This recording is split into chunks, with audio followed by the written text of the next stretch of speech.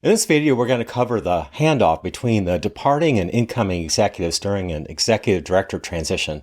Hi, I'm Don Tebby, and since 1993, I've helped hundreds of nonprofit leaders plan for and manage the turnover in their chief executive position. The final stage in the succession process for the departing executive is handing off the role to their successor. This should be a well-planned, intentional process. The handoff consists of at least a meeting, if not a series of meetings, between the departing and incoming executives. And there's usually some joint meetings with critical stakeholders to hand over those relationships. The handoff needs a plan, but that plan can be brief, as simple as 1 or 2 pages of bullet points. These are talking points to serve as prompts for the executive to executive discussions that are the heart of the handoff.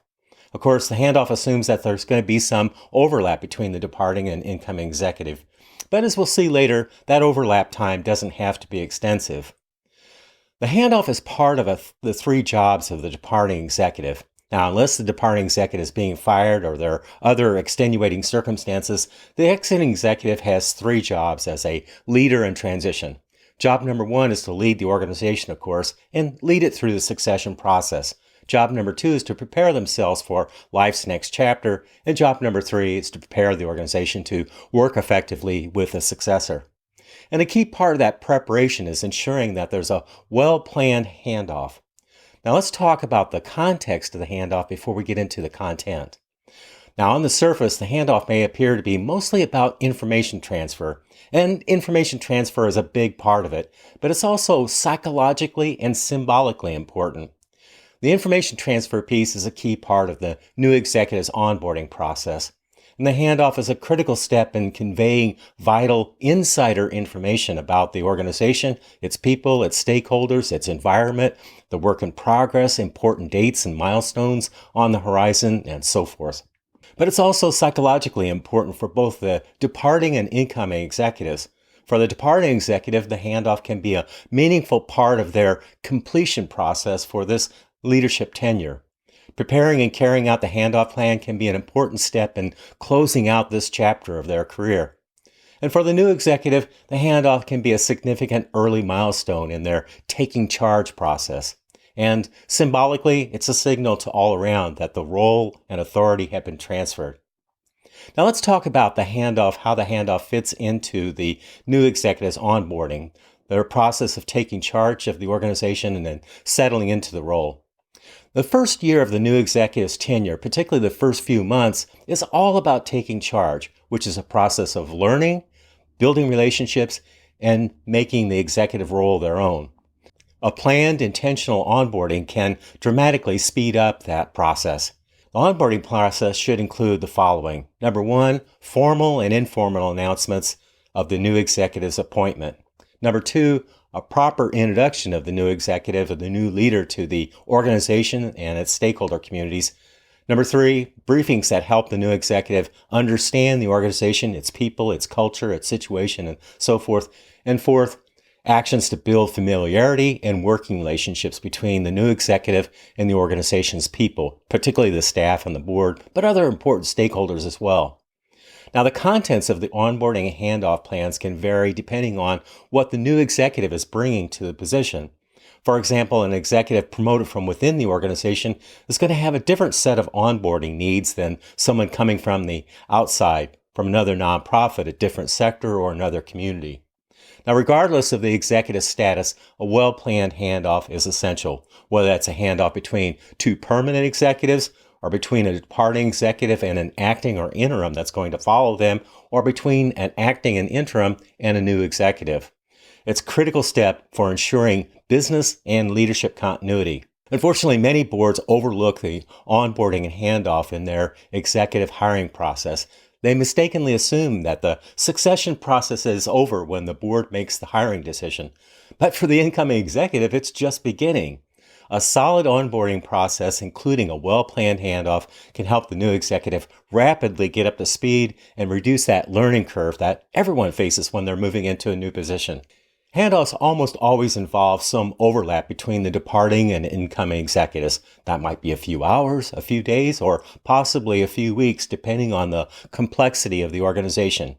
For example, in the case of an international organization with facilities spread across the globe, the executive overlap was nearly a month. During that time, the departing executive continued to manage the organization while the incoming executive went on a listening tour to meet the organization's divisional leaders and get familiar with the scope of operations. And in another case involving a small local nonprofit, the overlap consisted of a 90-minute meeting between the two executives, and this was followed by some joint meetings with key donors conducted over the subsequent weeks. Now, here's some categories of information and actions that should be scoped out in the handoff plan.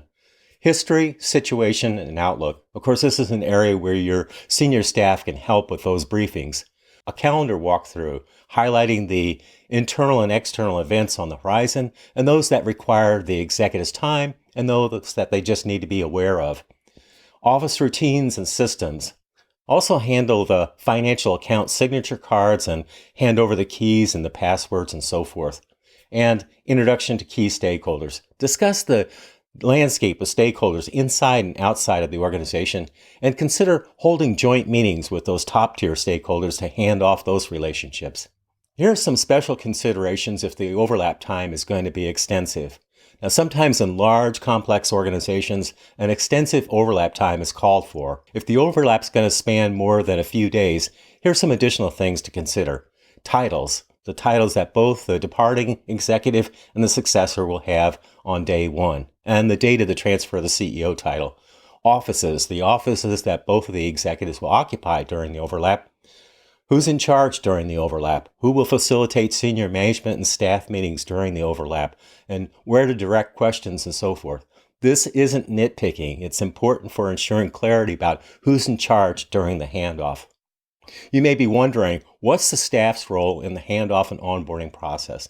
Now, while we focused on the executive to executive briefings, that doesn't mean the staff shouldn't have a role. Involve your senior managers in shaping the onboarding plan and its implementation.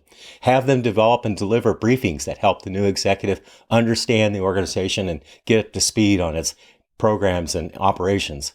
Also, the plan should take into account that the incoming executive on the first day, or certainly in the first week, will want to have one-on-one meetings with their direct reports or the entire staff if it's a small organization. So the plan should factor in those meetings regardless of whether they take place during the executive's overlap or afterwards. Now let's turn to who prepares the handoff plan and how. In most cases, the handoff plan is outlined by the departing executive. To aid in preparing the plan, you may find it useful to have a simple handoff journal or a set of folders on your physical or virtual desktop in order to provide a place to capture notes and copies of documents during your last few weeks or months on the job. Planning the handoff can begin any time after you've made the decision to depart, but the plan will need to be adjusted after your successor has been identified. As we said earlier, some aspects of the plan will depend on who the successor is and what they're bringing to the job. As for when the handoff plan is implemented, in most cases, it's after the new executive's official start date. Usually it's part of the day one business activity. But in some cases, the briefings could begin before the new executive's actual start date. There aren't any hard and fast rules about this. It really depends on the organization's circumstances and the availability and preferences of the incoming executive. But as soon as possible after the appointment, you should make sure that you provide a draft of the handoff plan to the successor and ask the new executive what they would like to see added or augmented. Also consider providing a draft of the plan to members of your senior management team. They'll undoubtedly have recommendations for the items that should be on the successor's radar screen. A well-planned handoff, the discussions between the executives are an important part of the onboarding. The process serves an important function informationally, psychologically, and symbolically. But the most of all, it can help the new executive rapidly get up to speed on the organization and start making the role their own. The handoff plan should be implemented with great deference to the incoming executive. After all, the organization and the role are their responsibility now. For more about planning the handoff, download a copy of my free handoff planning checklist or pick up a copy of the Nonprofit CEO Succession Roadmap, your guide for the journey to life's next chapter, available from Amazon. Links to those resources are included in the description below. Thanks for watching. I hope to see you back here for another video where I help nonprofit executives and boards navigate executive director succession and the other big transitions in their leadership journey.